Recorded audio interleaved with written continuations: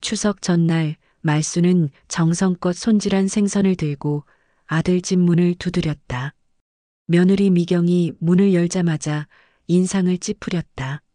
또 이런 걸 들고 오셨어요? 말수는 조심스럽게 말했다. 명절이라 정우가 좋아하는 생선을. 그때 미경의 입에서 칼날 같은 말이 쏟아졌다. 차라리 밥을 한 끼 사세요. 이딴 거 들고 오지 마시고 밥값도 못 내는 빈대할망구도 아니고. 순간 말순의 손에서 생선 봉지가 툭 떨어졌다. 정우는 고개를 돌린 채 어머니를 외면했다. 내가 빈대할망구구나. 말순의 목소리가 떨렸다. 평생 아들을 위해 살아온 세월이 한순간에 무너졌다. 그날 이후 말순은 다시는 그 집 문을 두드리지 않기로 결심했다. 오늘 사연 시작하기 전에 구독과 좋아요는 무료 버튼이니까 꼭 눌러주세요. 여러분께 분명 좋은 행운이 찾아올 거예요. 그리고 어디서 보고 계신지도 댓글로 남겨주시면 저희에게 큰 힘이 됩니다. 부산 자갈치 시장 새벽 5시 어둠이 채 가시기도 전에 시장 곳곳에서 불빛이 하나둘 켜지기 시작합니다. 생선 경매 소리, 상인들의 분주한 발소리, 그리고 바다 냄새가 뒤섞인 이곳에서 오말수는 오늘도 하루를 시작했습니다. 69살 평생을 이 시장에서 살아온 말순의 손은 거칠었습니다. 생선을 손질하느라 칼에 베인 상처, 겨울 찬바람에 튼 손등, 그리고 여름 염증으로 갈라진 손가락 사이. 말순의 손은 그야말로 세월의 지도였습니다. 손끝마다 새겨진 주름과 굳은 살은 40년 넘게 생선과 함께 살아온 증거였습니다. 말순 수산. 낡은 간판 아래 좁은 가게지만 말순에게는 세상 전부였습니다. 남편이 살아있을 때 함께 시작한 이 가게는 이제 말순 혼자만의 공간이 되었습니다. 남편이 떠난 지 7년 말순은 홀로 이 가게를 지켜왔습니다. 새벽 경매장에서 생선을 받아오는 일부터 시작됩니다. 스티로폼 상자에 담긴 고등어, 갈치, 오징어들을 하나씩 꺼내 얼음 위에 진열합니다. 무거운 상자를 들어 올릴 때마다 허리가 욱신거렸지만 말수는 입 밖으로 내색하지 않았습니다. 이 정도 고통은 익숙했으니까요. 할머니, 오늘 고등어 신선하네요. 단골 손님이 웃으며 말을 걸었습니다. 말수는 환하게 웃으며 고등어 한 마리를 집어들었습니다. 그럼요, 새벽에 방금 들어온 거예요. 한 마리 더 드릴 테니 국 끓여 드세요.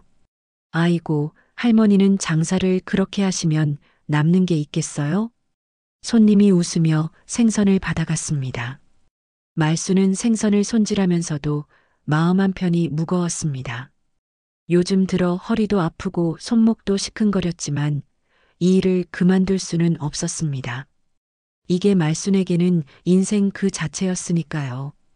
이 가게를 닫는다는 건 말순의 삶을 멈추는 것과 같았습니다. 오전 9시가 되자 시장은 더욱 북적였습니다. 말순은 쉴 틈 없이 생선을 손질하고 가격을 흥정하고 포장을 했습니다. 손님이 원하는 대로 생선을 발라주고 비늘을 벗기고 내장을 제거하는 일. 칼질 한 번 한 번이 수십 년 내공이었습니다. 오전 10시쯤 시장 통로 저편에서 익숙한 목소리가 들렸습니다. 어머니, 아들 정우였습니다. 42살 회사원인 정우는 가끔 점심시간을 이용해 시장에 들렀습니다. 말수는 반가운 마음에 앞치마에 손을 닦으며 아들을 맞이했습니다. 아이고, 우리 정우 왔네. 밥은 먹었어? 네, 어머니. 그런데 진짜 걱정되네요. 이 나이에 이렇게 무거운 상자를 드시면 어떡해요. 정우가 어머니의 손을 잡았습니다. 생선 비늘이 박힌 거친 손, 칼자국이 가득한 손을 보며 정우는 마음이 아팠습니다. 어릴 적 부드럽게 자신을 쓰다듬어 주던 그 손이 이렇게 상처투성이가 된 것을 볼 때마다 가슴이 먹먹했습니다. 괜찮아. 이게 습관이 돼서 안 하면 더 이상하더라. 그래도 어머니, 이제 좀 쉬셔야죠. 나이도 있으시잖아요. 정호의 말에 말수는 쓸쓸하게 웃었습니다. 쉬라고요? 쉬면 뭐하며 살라는 건지 정호는 모르는 것 같았습니다. 이 가게가, 이 생선들이, 이 비린내가 말순의 전부였습니다. 남편이 죽고 나서 외롭고 막막할 때마다 말순을 붙잡아 준 건 바로 이 가게였습니다. 새벽에 일어나 시장에 나가고 손님을 맞이하고 저녁에 돌아가는 그 일상이 말순을 살아있게 만들었습니다. 알았어, 알았어. 너 출근해라. 늦겠다.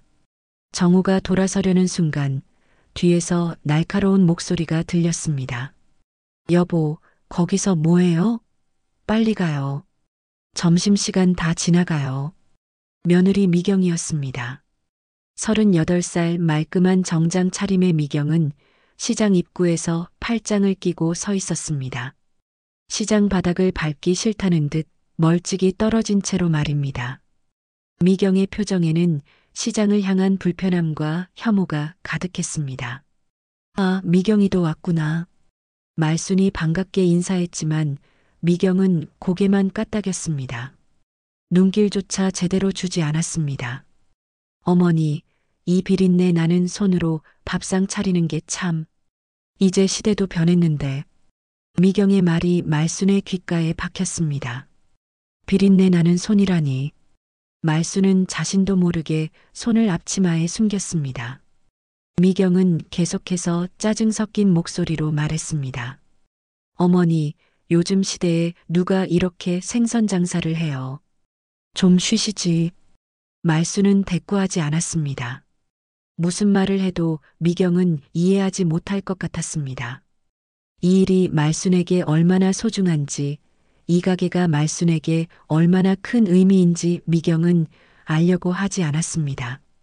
어머니, 저희 먼저 갈게요. 오후에 회의 있어서요. 그래, 조심히 가. 정우와 미경이 돌아선 뒤 말순은 혼자 중얼거렸습니다. 저 애는 왜 맨날 나를 그렇게 대하는 걸까? 내가 뭐 잘못하고 있나? 오후가 되자 손님들이 줄었습니다. 말순은 남은 생선을 정리하며 냉장고에 넣었습니다. 오래된 냉장고는 소리를 내며 덜컹거렸습니다. 언제 고장 날지 모를 정도로 낡았지만 새 냉장고를 살 형편은 안 되었습니다. 수리비도 만만치 않았고 요즘 장사도 예전 같지 않았습니다. 저녁 6시 가게 문을 닫고 집으로 돌아가는 길. 말순의 발걸음은 무겁기만 했습니다. 좁은 반지하 월세방에 도착하니 냉장고 소리만 덩그러니 말순을 반겼습니다. 빈집, 텅 빈 식탁, 그리고 혼자만의 저녁 시간. 밥을 지어 먹고 텔레비전을 켜고 또 혼자만의 밤이 시작됩니다. 남편이 살아있을 때는 이렇게 외롭지는 않았는데 말순은 남편의 사진을 바라보았습니다. 젊은 시절 둘이 함께 생선 가게를 열었던 그때가 그리웠습니다. 남편은 생선을 손질하고 말순은 장사를 했습니다.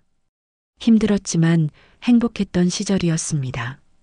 둘이 함께라면 어떤 어려움도 이겨낼 수 있었습니다. 밤이 깊어갔습니다. 말순은 갈라진 손에 핸드크림을 바르며 내일을 준비했습니다. 새벽 5시면 또 시장에 나가야 했습니다. 69년을 살아온 인생, 그중 40년을 생선과 함께 보낸 말순의 하루는 그렇게 저물어 갔습니다. 냉장고 소리, 생선 냄새, 그리고 외로움. 말순의 일상은 언제나 그랬습니다. 추석이 일주일 앞으로 다가왔습니다. 시장은 명절 준비로 더욱 분주했고 말순도 평소보다 일찍 가게를 열었습니다. 손님들이 명절 생선을 사러 몰려들었고 말순은 쉴 틈 없이 칼을 놀렸습니다. 할머니, 고등어 10마리만 손질해 주세요. 갈치도 5토막씩 잘라주시고요. 주문이 쏟아졌습니다. 말순의 손은 더욱 바빠졌습니다. 하지만 바쁜 와중에도 말순의 머릿속에는 한 가지 생각뿐이었습니다. 정우가 좋아하던 생선을 준비해서 명절에 가져가야겠다는 것이었습니다. 저녁 무렵 손님들이 모두 돌아가고 말순은 특별히 싱싱한 고등어와 갈치를 골라 따로 담아두었습니다. 정우가 어릴 적부터 좋아하던 생선들이었습니다. 남편이 살아있을 때 명절마다 구워주던 바로 그 생선들이었습니다. 이걸 가져가면 정우가 좋아하겠지. 미경이도 맛있게 먹으면 좋고. 말순은 생선을 정성스럽게 손질했습니다. 비늘을 하나하나 벗기고 내장을 깨끗이 제거했습니다. 칼질 하나하나에 정성이 담겼습니다. 이건 단순한 생선이 아니라 어머니의 마음이었습니다. 추석 전날 오후 말순은 손질한 생선을 스티로폼 상자에 담아 아들 집으로 향했습니다. 아파트 단지에 들어서자 말순은 왠지 모를 긴장감이 들었습니다. 미경의 차가운 시선이 떠올랐기 때문입니다. 하지만 말순은 고개를 저었습니다. 명절인데 뭐. 이 정도는 괜찮겠지. 엘리베이터를 타고 12층에 올라갔습니다. 초인종을 누르자 안에서 발소리가 들렸습니다. 문이 열리자 미경이 얼굴을 내밀었습니다. 순간 미경의 표정이 굳었습니다. 어머니? 그래, 미경아. 명절이라 생선 좀 가져왔어. 말순이 웃으며 스티로폼 상자를 내밀었습니다. 하지만 미경은 상자를 받지 않았습니다. 오히려 인상을 찌푸리며 뒤로 물러섰습니다. 어머니, 또 이런 걸 들고 오셨어요? 응? 명절이잖아. 정우가 좋아하는 생선이라서 냄새 좀 맡아보세요. 아파트에 비린내 배요. 냄새나는 생선을 굳이 들고 오시는 이유가 뭐예요? 미경의 목소리는 차가웠습니다. 말순은 당황해서 상자를 내려다보았습니다. 냄새요? 말순에게는 익숙한 바다 냄새일 뿐인데 미경에게는 그게 불쾌한 냄새였던 모양입니다. 미안해. 그래도 명절인데 이것만이라도. 그냥 명절이라고요? 좋아하죠, 어머니. 그럼요. 미경이 팔짱을 끼며 차갑게 말했습니다. 근데 이제 그만 좀 하시면 안 돼요? 뭐가? 어머니, 솔직히 말씀드릴게요. 미경이 한 걸음 다가왔습니다. 말순은 본능적으로 뒤로 물러났습니다. 미경의 눈빛이 너무나 차가웠기 때문입니다. 차라리 밥을 한 끼 사세요. 이딴 거 들고 오지 마시고 밥값도 못 내는 빈대할망구도 아니고 정말. 그 순간 말순의 심장이 멎는 것 같았습니다. 빈대할망구, 밥값도 못 낸다고? 말순의 손에서 스티로폼 상자가 툭 떨어졌습니다. 바닥에 떨어진 상자에서 얼음물이 새어나왔습니다. 미경아, 내가 뭐라고? 말순의 목소리가 떨렸습니다. 믿을 수 없었습니다. 자신의 며느리가 이런 말을 할 줄은 꿈에도 몰랐습니다. 빈대할망구요. 매번 생선이다 뭐다 들고 오시면서 실제로는 저희한테 얹혀 사는 거 아니에요?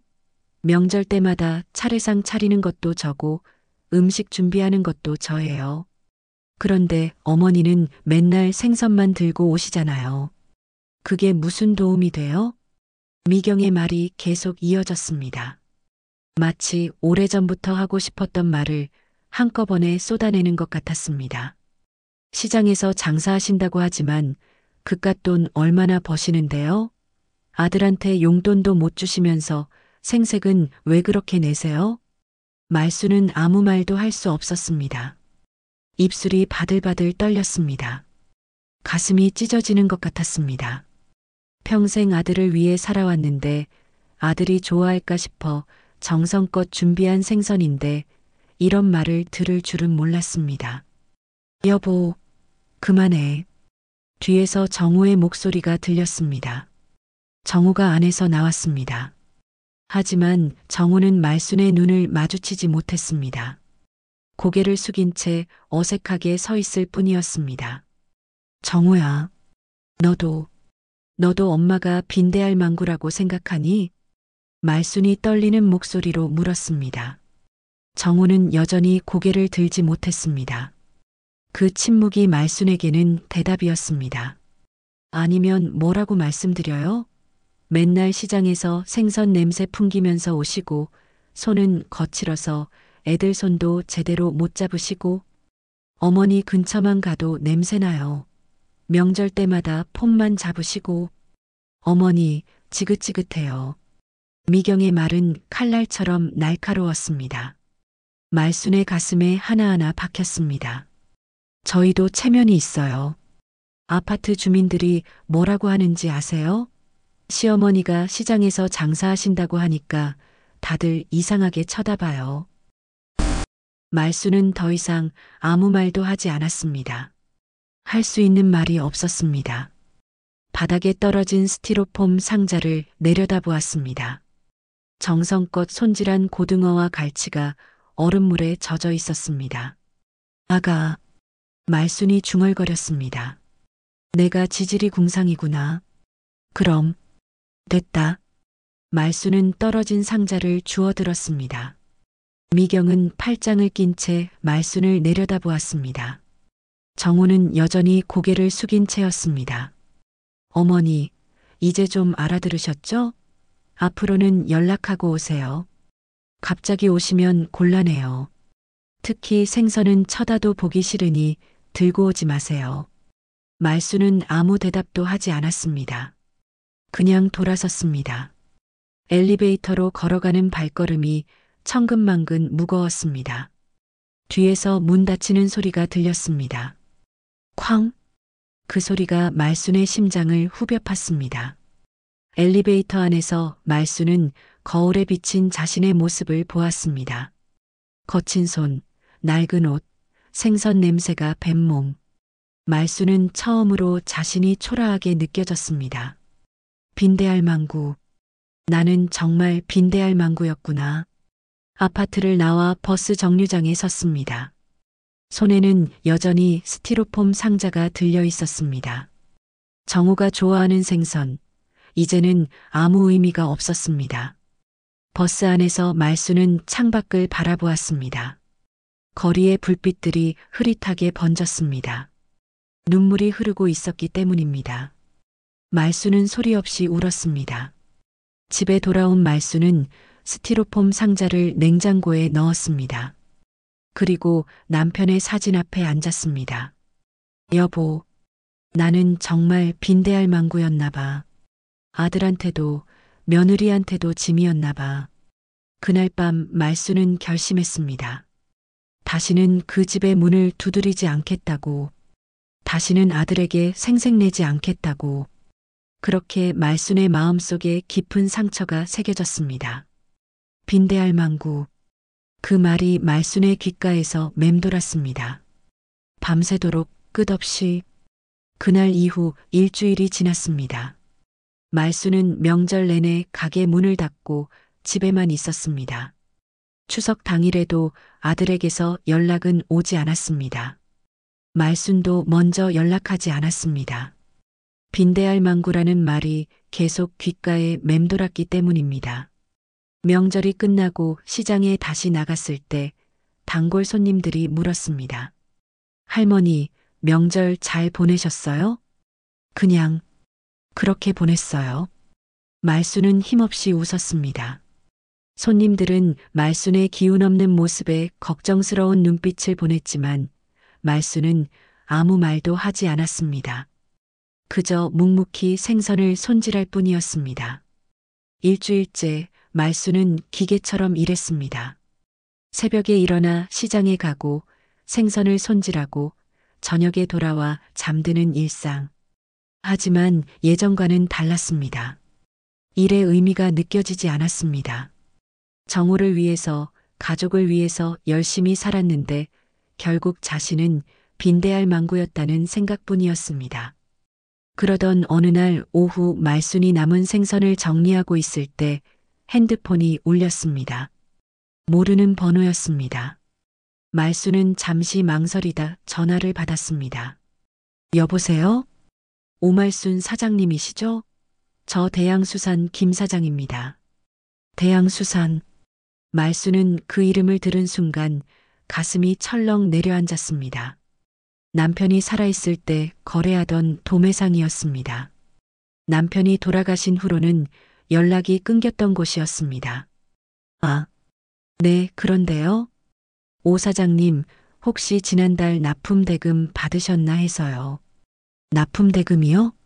말수는 당황했습니다. 납품대금이라니요? 말수는 대양수산에 생선을 납품한 적이 없었습니다. 남편이 살아있을 때 이야기였습니다. 네, 고인이 되신 남편분께서 저희 회사와 장기거래 계약을 맺으셨잖아요. 그 계약이 아직 유효해서요.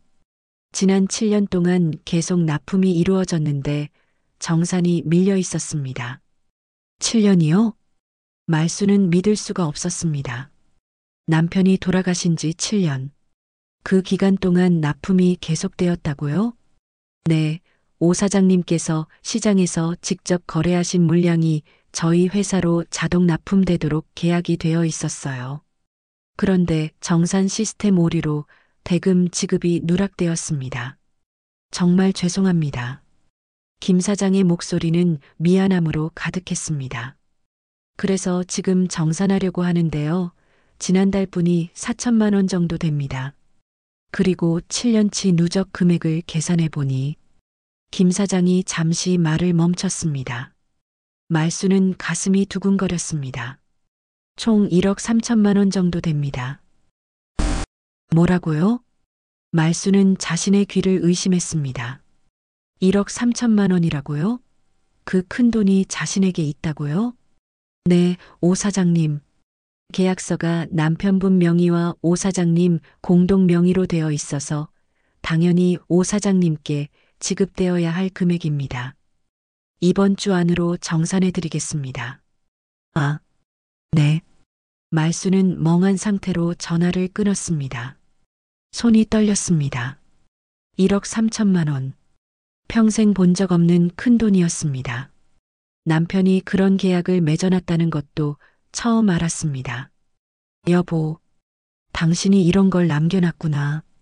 말수는 눈시울이 뜨거워졌습니다. 남편은 돌아가기 전에도 아내 걱정만 했었습니다. 혼자 남겨질 말순을 위해 이런 장치를 만들어놨던 것입니다. 이 돈이면 새 냉동고도 사고 가게도 제대로 고칠 수 있겠네. 그리고 말수는 잠시 정우를 떠올렸습니다. 이 돈으로 아들에게 무언가 해줄 수 있을 것 같았습니다.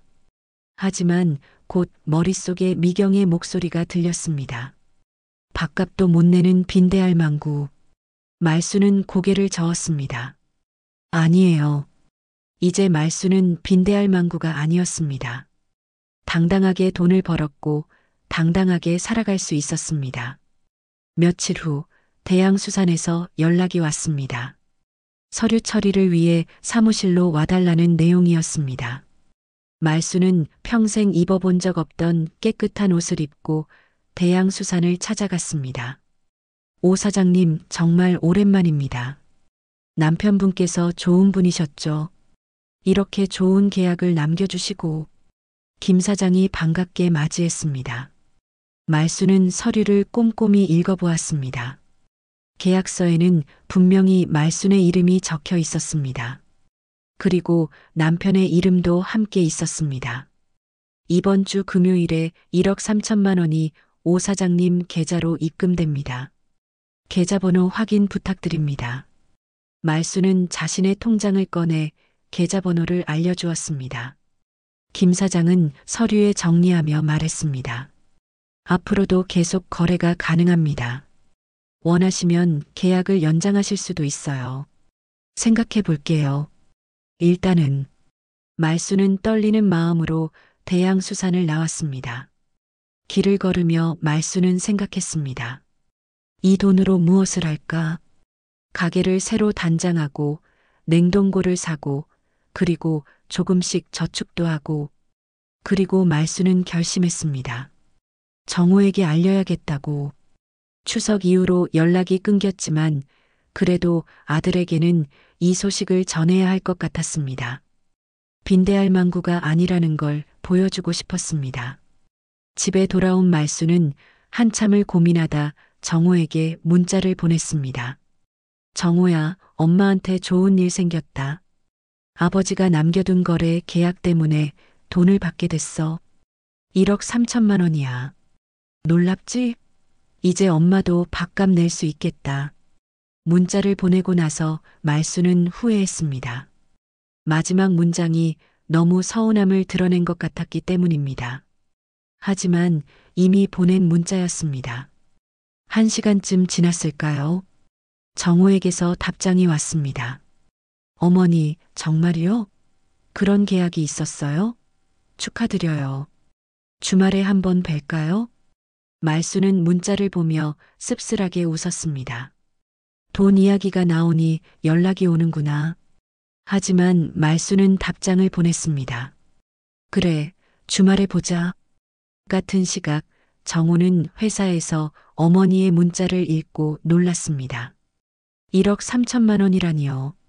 어머니가 시장에서 힘들게 장사하시는 줄로만 알았는데 아버지가 그런 계약을 남겨두셨다니 믿기지 않았습니다. 정호는 집으로 돌아가는 길에 계속 그 생각을 했습니다. 어머니께 좋은 일이 생긴 건 다행이지만 왠지 모를 불안감이 들었습니다. 미경이 이 사실을 알면 어떻게 반응할까요? 집에 도착하자 미경이 저녁 준비를 하고 있었습니다. 정호는 소파에 앉아 넥타이를 풀었습니다. 핸드폰을 테이블 위에 올려놓고 화장실로 향했습니다. 그 사이 미경은 식탁을 준비하다가 테이블 위에 놓인 정호의 핸드폰을 보았습니다. 화면에 문자 알림이 떠 있었습니다. 말순에게서 온 문자였습니다. 미경은 호기심에 핸드폰을 집어들었습니다. 그리고 문자 내용을 읽었습니다. 정호야, 엄마한테 좋은 일 생겼다. 아버지가 남겨둔 거래 계약 때문에 돈을 받게 됐어. 1억 3천만 원이야. 미경의 눈이 커졌습니다.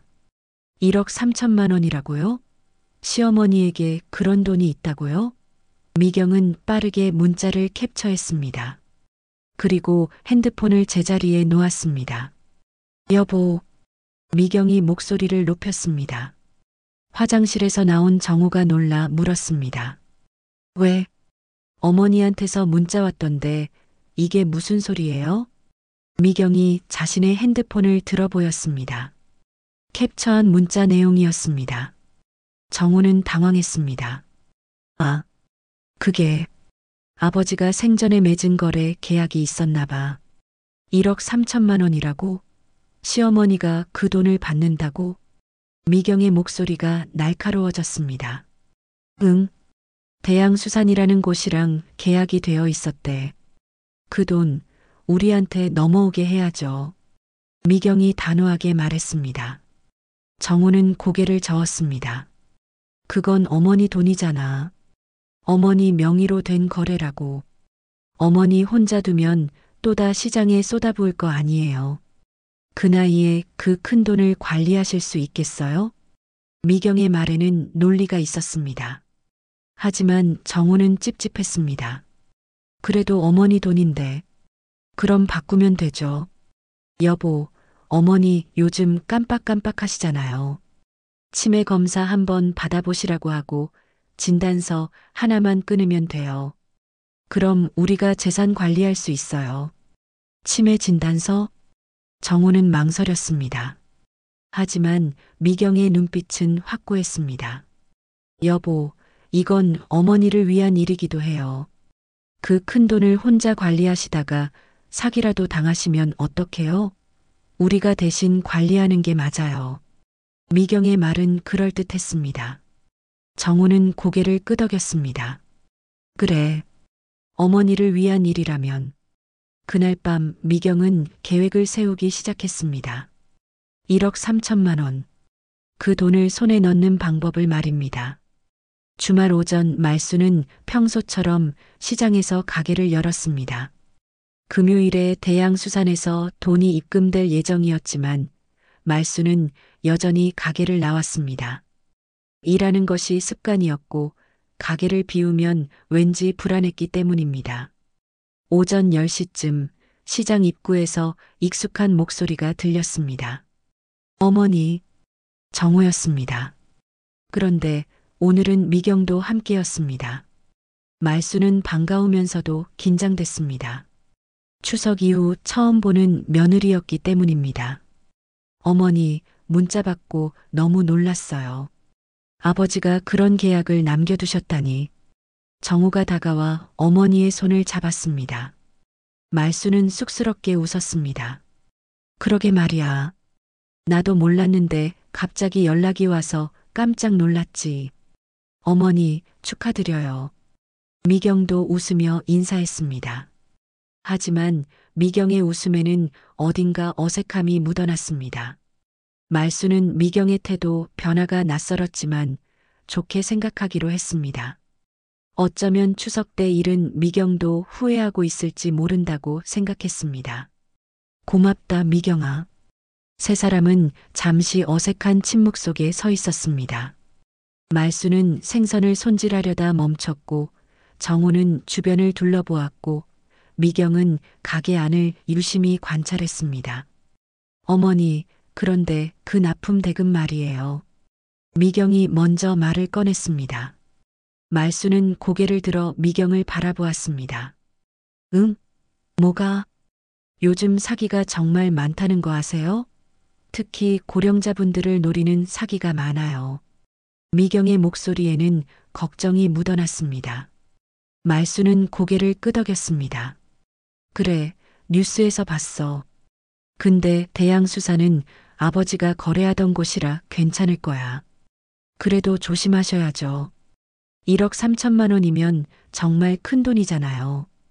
미경이 의자를 끌어당겨 앉으며 말했습니다. 정우도 옆에 섰습니다. 어머니, 미경 말이 맞아요. 요즘 보이스피싱도 많고 서류 조작 같은 것도 많대요. 그래, 그럼 어떻게 해야 하는데? 말수는 걱정스러운 표정을 지었습니다.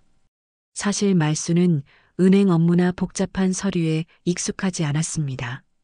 평생 현금으로 장사했고 통장 관리도 제대로 해본 적이 없었습니다. 어머니, 제 생각인데요. 미경이 앞으로 몸을 기울이며 말했습니다. 그 납품 대금을 우리 정우 이름으로 받으시면 어때요? 도매상에서도 아들 명의면 더 안전하다고 생각할 거예요. 요즘은 노인분들 명의로 된 계좌를 사기꾼들이 노린다고 하더라고요. 정우 이름으로? 말수는 잠시 생각했습니다. 미경의 말이 일리가 있는 것 같았습니다. 사기를 당하면 어떡하죠? 1억 3천만 원을 잃으면 말수는 다시 회복할 수 없었습니다. 어머니, 어차피 가족끼리 쓸 돈이잖아요. 정우 명의로 해두면 나중에 세금 문제도 간단하고요. 미경이 덧붙였습니다. 말수는 고개를 끄덕였습니다. 가족끼리니까 상관없을 것 같았습니다. 그래. 그럼 그렇게 할까? 좋으세요. 그럼 제가 서류를 준비해 올게요. 대양수산에도 연락해서 명의 변경하면 되겠네요. 미경이 환하게 웃었습니다. 정우도 안심한 표정을 지었습니다. 어머니, 걱정 마세요. 제가 잘 관리할게요. 그래, 우리 정우 믿는다. 말수는 아들을 믿었습니다. 정우는 착한 아들이었고 설마 어머니를 속일 리 없다고 생각했습니다. 며칠 후 미경이 서류를 들고 시장을 다시 찾아왔습니다. 이번에는 혼자였습니다. 어머니, 서류 가져왔어요. 여기에 도장만 찍으시면 돼요. 미경이 서류 몇 장을 꺼내 말순 앞에 놓았습니다. 말순은 서류를 들여다보았습니다. 하지만 작은 글씨로 빼곡히 적힌 내용은 읽기 어려웠습니다. 말순의 시력은 예전 같지 않았고 법률 용어들은 더욱 이해하기 힘들었습니다. 이게 뭔지 잘 모르겠네. 아, 그냥 명의 변경 동의서예요. 어머니가 받으실 돈을 정우 명의로 받겠다는 서류죠. 간단해요. 미경이 손가락으로 도장 찍을 곳을 가리켰습니다. 말수는 잠시 망설였습니다. 뭔가 찝찝한 기분이 들었지만 미경의 환한 웃음에 의심을 거두었습니다. 그래, 알았어. 말수는 도장을 꺼내 서류에 찍었습니다. 1장, 2장, 3장. 미경이 가리키는 곳마다 도장을 찍었습니다. 서류에는 양도 위임장이라는 제목이 적혀 있었지만 말수는 그것을 제대로 보지 못했습니다. 다 됐어요. 감사합니다, 어머니. 미경이 서류를 챙겨 들었습니다. 그리고 빠르게 자리에서 일어났습니다. 그럼 저 먼저 갈게요. 회사에 제출해야 해서요. 그래, 조심히 가렴. 미경이 떠나고 말수는 왠지 모를 불안감에 휩싸였습니다. 하지만 곧 고개를 저었습니다. 가족끼리인데 무슨 문제가 있겠냐고 스스로를 안심시켰습니다. 일주일 후, 금요일 오후, 말수는 은행을 찾았습니다. 대양수산에서 돈이 입금됐다는 문자를 받았기 때문입니다. 말수는 설레는 마음으로 은행에 들어갔습니다. 통장 정리 좀 해주세요. 창구 직원이 통장을 받아 기계에 넣었습니다. 잠시 후 직원이 고개를 갸우뚱하며 말했습니다. 손님, 입금 내역이 없는데요? 네, 오늘 입금됐다는 문자를 받았는걸요. 말순이 핸드폰을 꺼내 문자를 보여주었습니다. 직원은 다시 확인했습니다. 아, 잠시만요. 입금은 됐는데 바로 출금됐네요. 출금이요? 말순의 얼굴이 하얗게 질렸습니다. 네, 1억 3천만 원이 오전 10시에 입금됐다가 30분 후에 전액 출금됐습니다. 누가 출금했어요? 계좌 이체로 출금됐네요. 수취인은 박미경 씨입니다. 말수는 눈앞이 캄캄해졌습니다. 박미경, 며느리였습니다. 며느리가 돈을 가져갔다고요? 이게 무슨 일이죠? 말순의 목소리가 떨렸습니다. 직원도 난처한 표정을 지었습니다. 손님께서 동의하신 이체인 것 같은데요. 양도 위임장이 등록되어 있습니다. 양도 위임장. 그제야 말수는 깨달았습니다. 며칠 전에 도장 찍었던 서류가 바로 그것이었습니다. 명의 변경 동의서가 아니라 돈을 통째로 넘긴다는 서류였던 것입니다. 안 돼. 말수는 비틀거리며 은행을 나왔습니다. 머릿속이 하얗게 변했습니다. 1억 3천만 원. 평생 모은 것보다 큰 돈. 남편이 남겨준 유일한 재산. 그것을 잃었습니다. 말수는 곧장 택시를 타고 정호의 집으로 향했습니다. 숨이 가빠지고 가슴이 터질 것 같았습니다. 아파트에 도착해 초인종을 마구 눌렀습니다. 문이 열렸습니다. 미경이 서 있었습니다. 미경아, 내가 왜 내 돈을 가져갔어? 말순이 소리쳤습니다. 미경은 놀라기는커녕 차갑게 웃었습니다. 어머니, 우리 정우 명의로 처리한 거예요. 말씀드렸잖아요. 정우 명의? 내 통장에서 내 이름으로 넘어갔는데 어머니가 서류에 도장 찍으셨잖아요. 그건 합법적인 거예요. 미경의 목소리는 차가웠습니다. 말수는 미경의 팔을 잡았습니다. 그건 니들 돈이 아니야. 남편이 나한테 남겨준 거라고.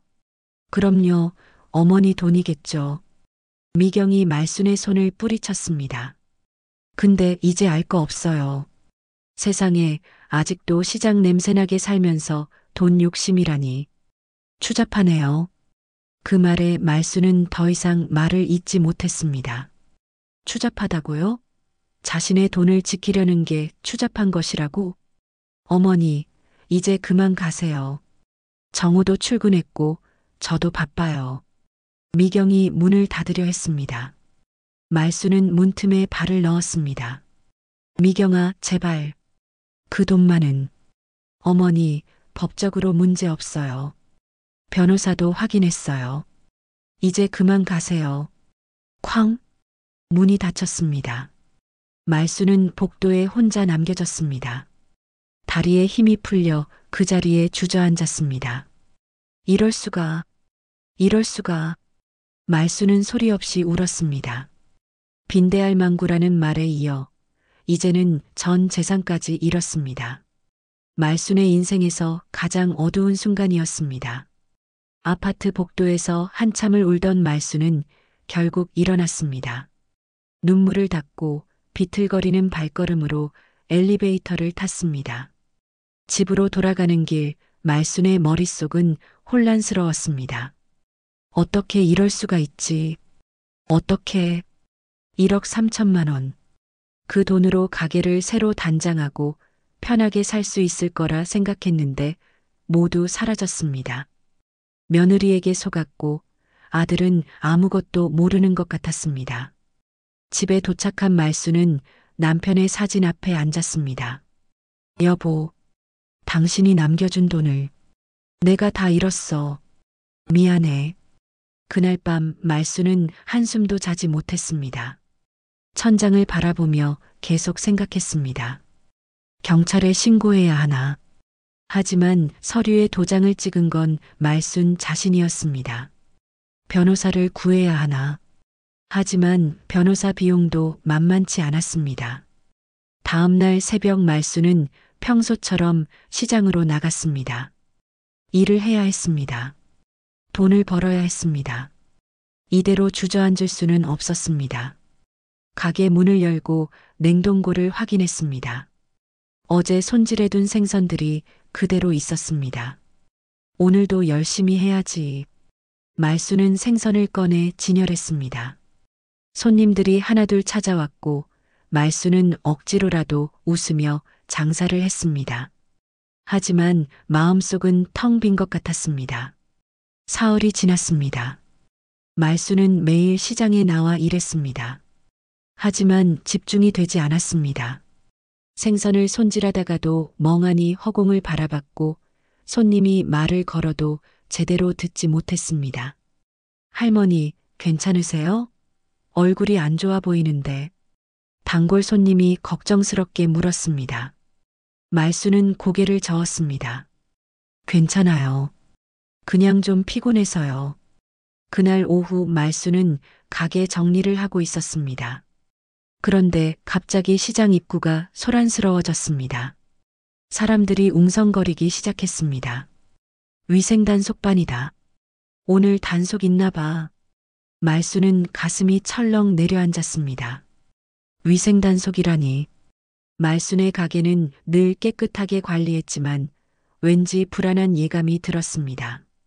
얼마 지나지 않아 흰색 유니폼을 입은 단속반원 2명이 말순의 가게 앞에 섰습니다.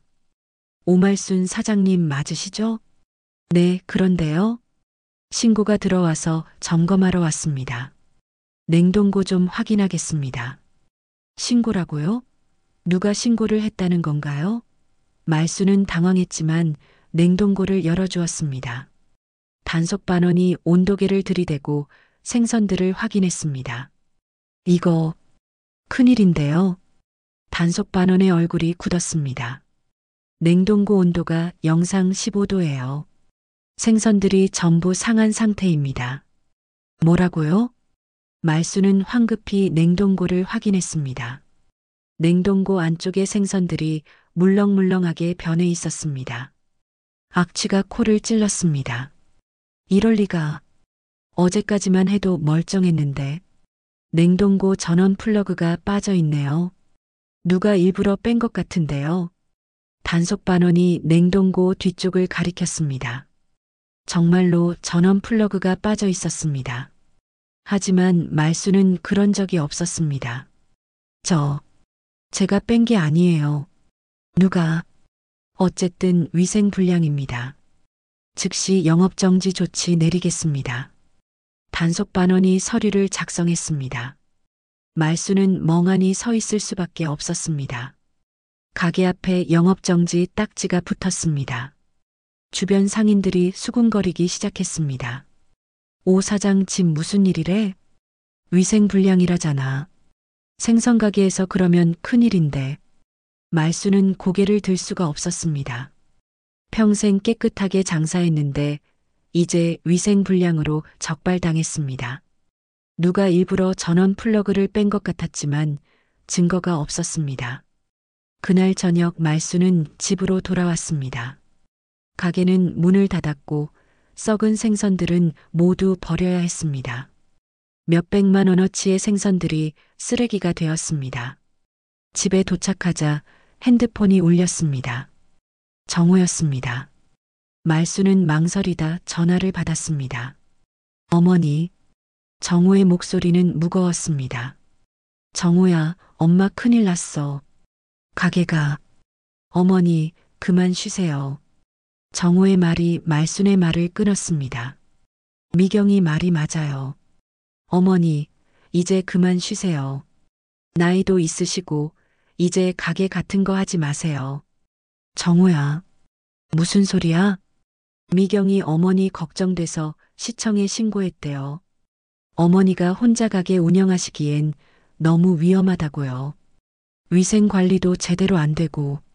말수는 핸드폰을 떨어뜨릴 뻔했습니다. 미경이 신고했다고요? 며느리가 시어머니를 신고했다는 건가요? 정호야. 너마저 그러니? 어머니, 이게 어머니를 위한 거예요. 이제 편히 쉬세요. 가게 같은 거 안 하셔도 돼요. 내 가게야. 평생 해온 일이라고. 말순의 목소리가 떨렸습니다. 하지만 정호는 단호했습니다. 어머니, 미경이 이미 서류 제출했어요. 앞으로 시장 영업허가 갱신도 안 될 거예요. 어머니 연세 생각해서 내린 결정이래요. 정호야, 너까지 엄마를 버리니? 버리는 게 아니에요. 어머니를 위한 거라고요. 전화가 끊겼습니다. 말수는 그 자리에 주저앉았습니다. 돈을 잃고 이제는 가게마저 잃었습니다. 평생을 바친 그 가게를 더 이상 할 수 없게 되었습니다. 내가 빈대할 망구라더니. 말수는 중얼거렸습니다. 이제 진짜 거지가 됐구나. 모든 것을 잃었습니다. 돈도 가게도 아들도 그리고 삶의 의미도. 말수는 소리 없이 울었습니다. 냉장고 소리만 덩그러니 들렸습니다. 텅 빈 방에서 말수는 혼자였습니다. 아무도 없었습니다. 그 누구도 말순의 편이 아니었습니다.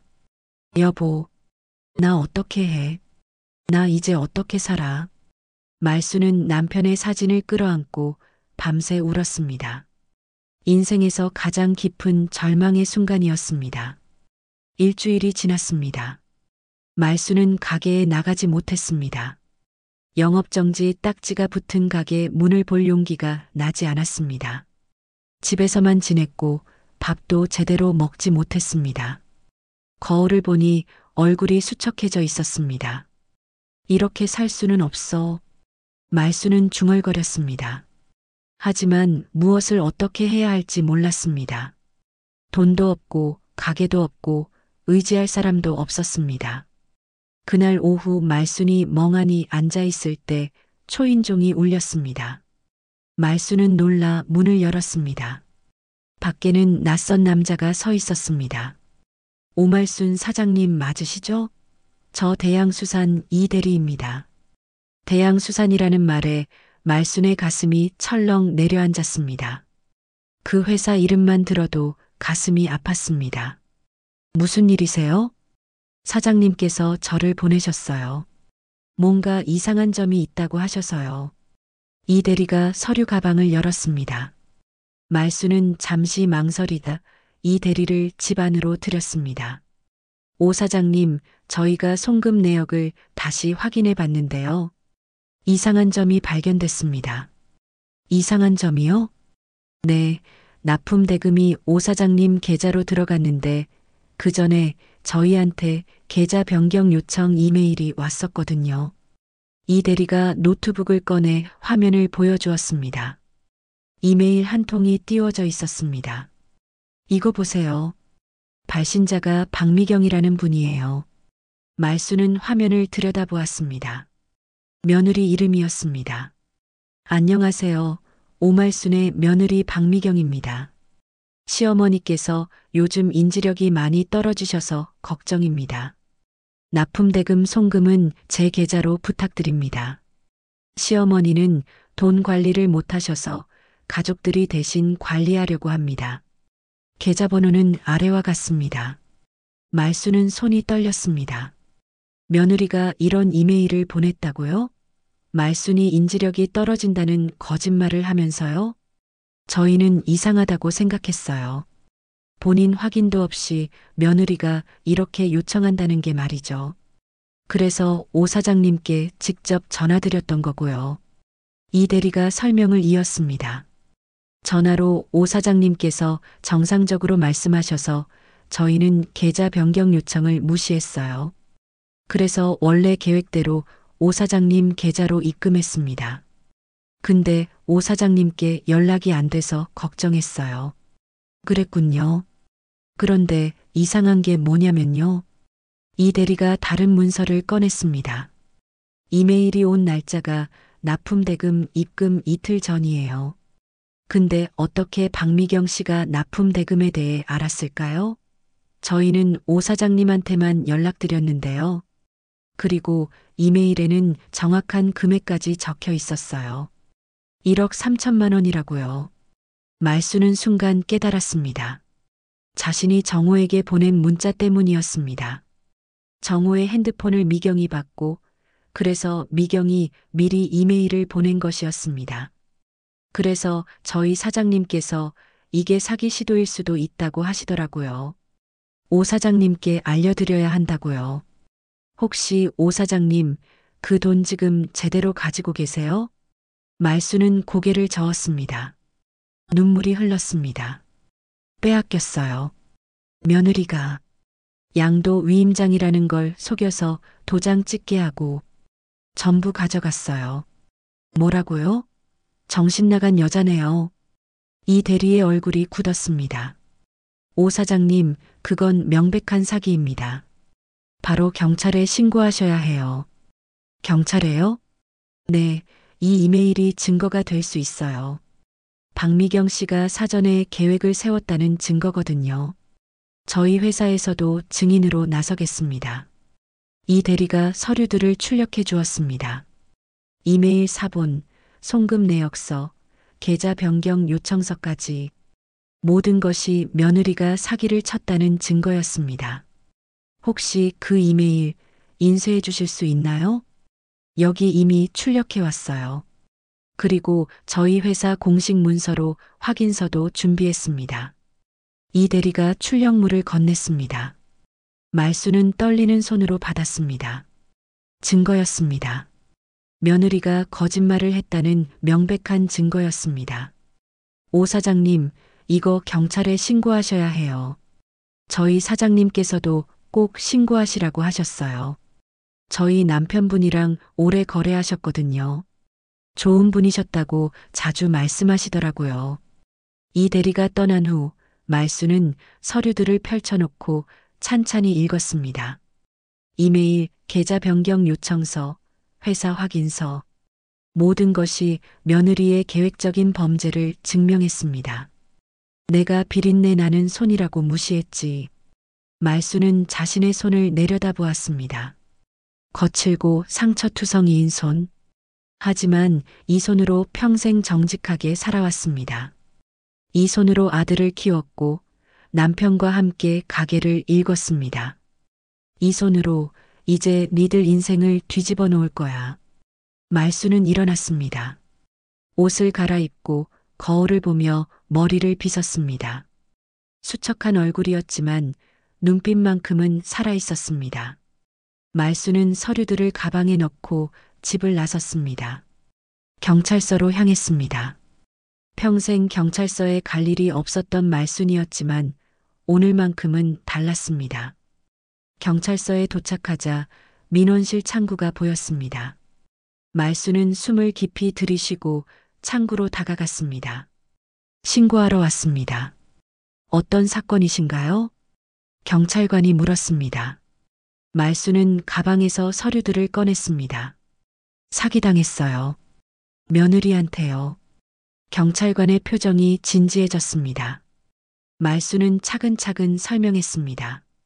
납품대금 이야기, 며느리가 속인 이야기, 양도 위임장에 도장 찍은 이야기, 그리고 대양수산에서 받은 증거 서류들까지. 피해 금액이 1억 3천만 원이라고요? 네, 남편이 남겨준 유일한 재산이었어요. 경찰관이 서류들을 꼼꼼히 확인했습니다.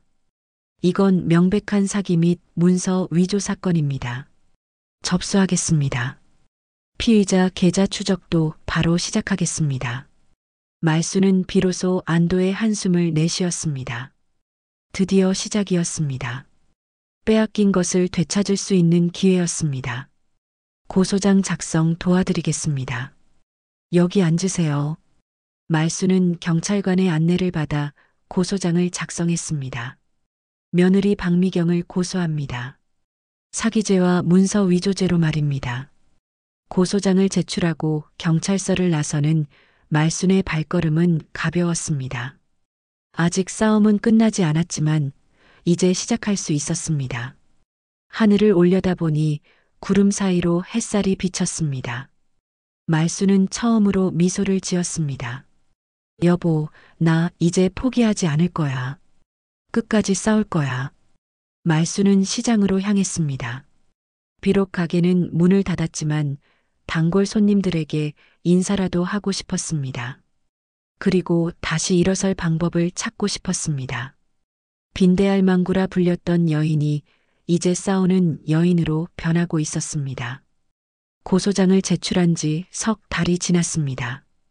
경찰 수사가 진행되는 동안 말수는 다시 일어서기 위해 노력했습니다.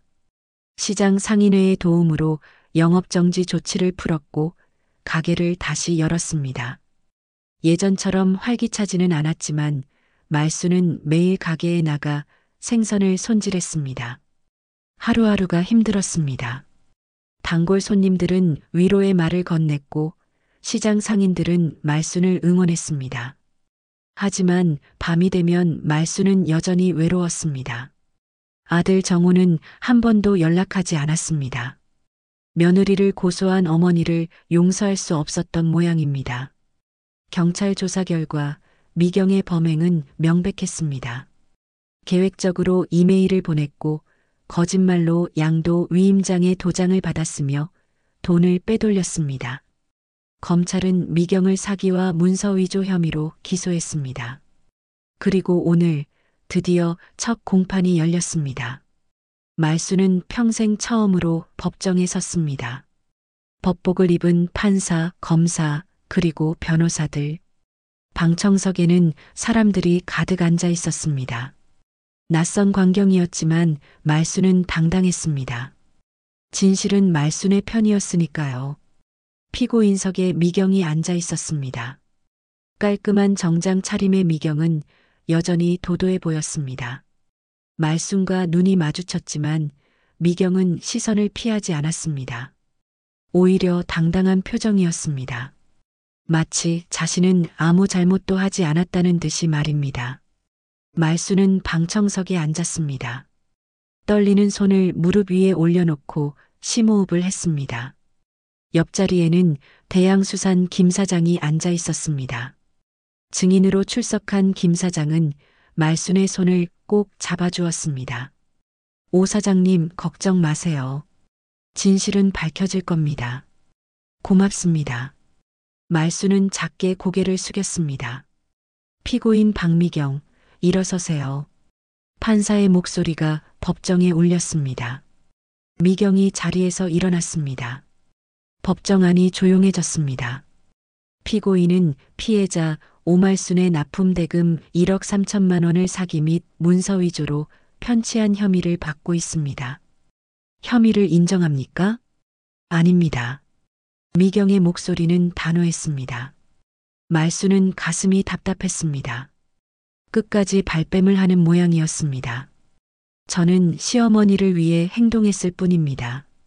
시어머니께서 스스로 저에게 재산 관리를 맡기셨습니다. 시어머니는 나이가 많으셔서 기억을 못 하시는 거예요. 오히려 저는 시어머니가 사기를 당할까봐 걱정해서 도와드린 겁니다. 미경의 말에 방청객들이 웅성거렸습니다. 말수는 주먹을 꽉 쥐었습니다.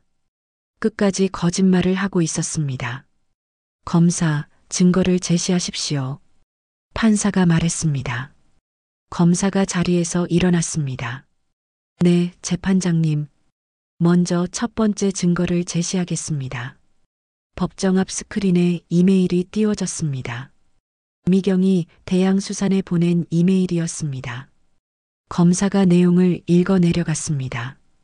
피고인은 피해자 몰래 대양수산에 이메일을 보내 계좌를 변경하려 했습니다. 이메일에는 피해자가 인지력이 떨어진다는 거짓 내용이 적혀 있습니다. 또한 이 이메일이 발송된 시점은 피해자가 납품 대금에 대해 알게 된 바로 다음 날입니다. 이는 계획적 범행을 보여줍니다. 그건 시어머니를 걱정해서 보낸 거예요. 미경이 소리쳤습니다. 실제로 시어머니는 요즘 깜빡깜빡 하시잖아요. 생선가게도 제대로 관리 못하시고 위생 문제로 적발되신 것도 있잖아요. 저는 시어머니가 그 큰 돈을 관리하시다가 문제가 생길까봐 걱정했던 겁니다. 말수는 입술을 깨물었습니다. 위생 문제는 미경이 저지른 일이었습니다. 냉동고 플러그를 뽑은 것도 신고한 것도 모두 미경이었습니다. 두 번째 증거입니다. 검사가 양도 위임장을 제시했습니다. 이것은 피해자가 서명한 양도 위임장입니다. 피고인은 피해자에게 이것이 단순한 명의 변경 동의서라고 속였습니다. 하지만 실제로는 재산을 완전히 넘기는 서류였습니다. 피해자는 작은 글씨를 읽기 어려워하셨고 피고인은 이를 악용했습니다. 아닙니다. 미경이 다시 항변했습니다. 시어머니께서 충분히 이해하시고 도장을 찍으셨어요. 제가 설명도 드렸고요. 시어머니께서 가족이니까 괜찮다고 하셨잖아요. 제가 속인 게 아닙니다. 미경의 말에 일리가 있어 보였습니다. 방청석에서 몇몇 사람들이 고개를 끄덕였습니다. 말수는 불안했습니다. 혹시 미경이 무죄가 되는 건 아닐까요? 하지만 검사는 침착했습니다. 세 번째 증거입니다. 이것이 결정적입니다. 검사가 USB를 꺼냈습니다.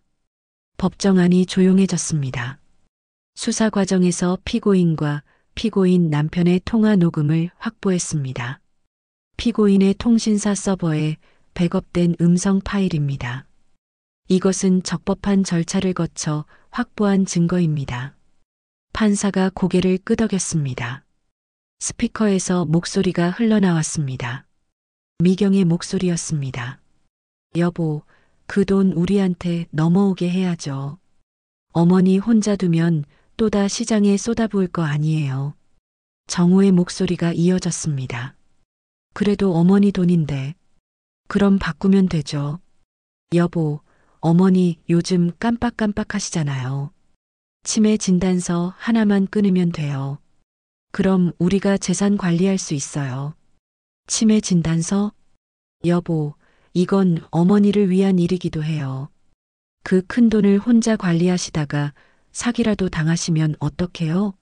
우리가 대신 관리하는 게 맞아요. 녹음이 끝났습니다. 법정 안이 술렁거렸습니다. 미경의 얼굴이 창백해졌습니다. 변호사도 당황한 표정이었습니다. 피고인, 이 통화에 대해 설명하시겠습니까? 판사가 차갑게 물었습니다. 미경은 입술을 깨물었습니다. 손이 떨리고 있었습니다. 저는 그건 그냥 걱정해서 한 말이에요. 믿어주세요. 치매 진단서를 위조하려던 계획은 어떻게 설명하시겠습니까? 검사가 추궁했습니다. 미경은 더 이상 아무 말도 하지 못했습니다. 변명할 수 없었습니다. 녹음 파일이 모든 것을 증명했습니다. 또한 피고인이 편취한 돈은 현재 피고인 명의 계좌에 그대로 있습니다. 피고인은 이 돈을 사용하지 않고 보관하고 있었는데 이는 범행 발각을 두려워했기 때문으로 보입니다. 검사가 마지막 증거를 제시했습니다. 미경의 통장 사본이었습니다. 1억 3천만 원이 그대로 남아 있었습니다. 판사는 모든 서류를 꼼꼼히 살폈습니다. 그리고 판결문을 들었습니다. 이 법정은 모든 증거를 검토한 결과 피고인 박미경의 범행이 명백하다고 판단합니다. 피고인은 계획적으로 피해자를 기망했고 거짓 서류로 재산을 편취했습니다. 치매 진단서 위조 시도까지 계획했던 정황이 드러났습니다. 판사의 목소리는 단호했습니다. 피고인 박미경은 사기 및 문서 위조, 재산 탈취 혐의로 징역 3년을 선고합니다. 또한 피해자 오말순에게 1억 3천만 원 전액을 즉시 반환하고 위자료 2천만 원을 배상하라. 재판장님, 미경이 비명처럼 소리쳤습니다. 하지만 판결은 이미 내려졌습니다. 법정 경위가 미경에게 다가갔습니다. 말수는 조용히 눈을 감았습니다. 눈물이 흘렀지만 이번에는 슬픔의 눈물이 아니었습니다. 정의가 실현된 것에 대한 안도의 눈물이었습니다. 긴 싸움이 끝났습니다. 법정을 나서는 미경을 바라보며 말수는 작게 중얼거렸습니다. 빈대할 망구라 불리던 내가 이제 니한테 밥값 받아낼 차례였다. 말수는 법원을 나섰습니다. 가을 하늘이 맑았고 햇살이 따뜻했습니다. 김 사장이 말순의 어깨를 두드렸습니다. 오 사장님 축하드립니다. 정의가 이겼습니다. 고맙습니다. 정말 고맙습니다. 말수는 고개를 숙였습니다. 긴 싸움이 끝났습니다. 이제 새로운 시작이었습니다. 판결이 내려진 지 1년이 지났습니다. 자갈치 시장은 여전히 활기찼습니다. 새벽 5시면 어김없이 불이 켜지고 생선 경매 소리가 울려 퍼졌습니다. 그리고 시장 한켠에는 새로운 간판이 걸려 있었습니다. 오말순 수산. 예전 간판보다 훨씬 깨끗하고 선명한 글씨였습니다. 가게도 새롭게 단장했습니다. 새 냉동고가 들어왔고 진열대도 깔끔하게 정리되었습니다. 무엇보다 말순의 표정이 달라졌습니다. 1년 전에 수척하고 지친 모습은 온데간데 없었습니다. 할머니, 오늘 고등어 신선하네요. 단골 손님이 활짝 웃으며 말했습니다. 말순도 환하게 웃으며 고등어를 집어들었습니다. 그럼요, 새벽에 방금 들어온 거예요. 2마리 드릴 테니 푸짐하게 드세요. 할매, 그 사건 이후로 더 유명해지셨어요. 신문에도 나오시고 방송에도 나오시고. 손님이 웃으며 말했습니다. 그렇습니다. 말순의 이야기는 언론에 보도되었습니다. 며느리에게 재산을 빼앗긴 시어머니가 끝까지 싸워 정의를 되찾았다는 이야기는 많은 사람들에게 감동을 주었습니다. 그래요. 세상은 비린내보다 더 썩은 게 욕심이더라고요. 말순이 새로 산 고등어를 썰며 말했습니다. 칼질은 여전히 능숙했습니다. 수십 년 내공은 여전했습니다. 할머니, 아들분하고는 화해하셨어요? 손님이 조심스럽게 물었습니다. 말순의 손이 잠시 멈췄습니다. 정우 이야기였습니다. 판결 이후 정우는 한동안 연락하지 않았습니다. 아내가 감옥에 갔고 어머니와의 관계도 틀어졌습니다. 정우는 혼란스러웠을 것입니다. 하지만 석 달 전 정우가 시장을 찾아왔습니다. 어머니, 정우는 말순 앞에서 무릎을 꿇었습니다. 눈물을 흘리며 용서를 빌었습니다. 말순은 아무 말 없이 아들을 일으켜 세웠습니다. 그리고 조용히 말했습니다. 정우야, 엄마는 네가 미워서 그런 게 아니었어. 다만 옳지 못한 일은 바로 잡아야 한다고 생각했을 뿐이야. 정우는 소리내어 울었습니다. 말순도 눈물을 흘렸습니다. 모자는 그렇게 화해했습니다. 네, 화해했어요. 요즘은 가끔 들러요. 손자도 데리고 오고요. 말순이 웃으며 대답했습니다. 손님도 안심한 표정으로 웃었습니다. 오후가 되자 손님들이 줄었습니다. 말수는 가게 앞에 놓인 의자에 앉아 시장을 바라보았습니다. 분주한 사람들, 생선 냄새, 상인들의 목소리, 모든 것이 소중했습니다. 말순의 핸드폰이 울렸습니다. 정호였습니다. 어머니, 주말에 아이들 데리고 갈게요. 생선구이 먹고 싶대요. 그래, 엄마가 맛있는 거 준비해 놓을게. 전화를 끊고 말수는 미소를 지었습니다. 이제는 당당했습니다. 빈대할 망구가 아니었습니다. 밥값도 내고 인생값도 다 냈습니다. 저녁 무렵 말수는 가게 문을 정리하며 하루를 마무리했습니다. 새 냉동고에 생선들을 넣고 진열대를 닫고 바닥을 쓸었습니다. 평범한 일상이었지만 말순에게는 소중한 순간이었습니다. 집으로 돌아가는 길 말순은 시장 입구에 섰습니다. 뒤돌아보니 불빛이 가득한 자갈치 시장이 보였습니다. 말순의 가게도 그 속에 있었습니다. 여보, 나 이제 괜찮아. 당신이 남겨준 것들 잘 지켰어. 말순은 하늘을 올려다보며 중얼거렸습니다. 남편이 들을 수 있을 것 같았습니다.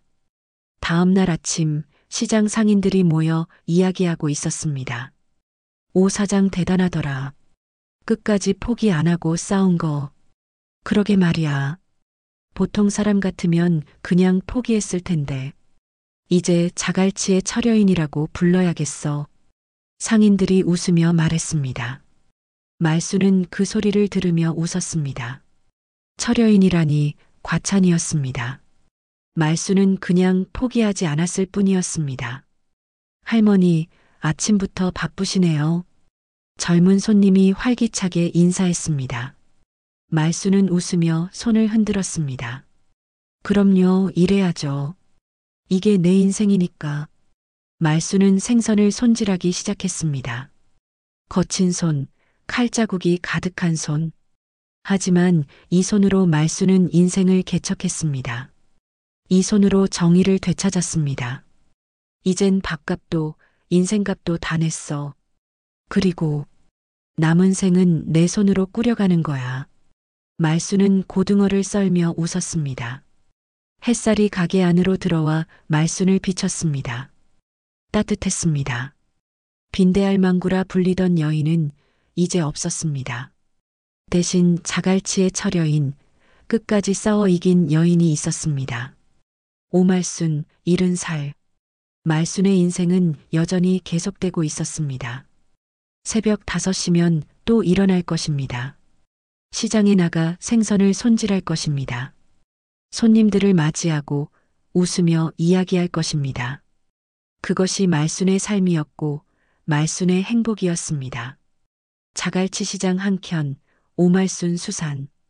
그곳에는 오늘도 희망이 있었습니다. 여러분, 오늘의 이야기 잘 들어주셔서 감사합니다.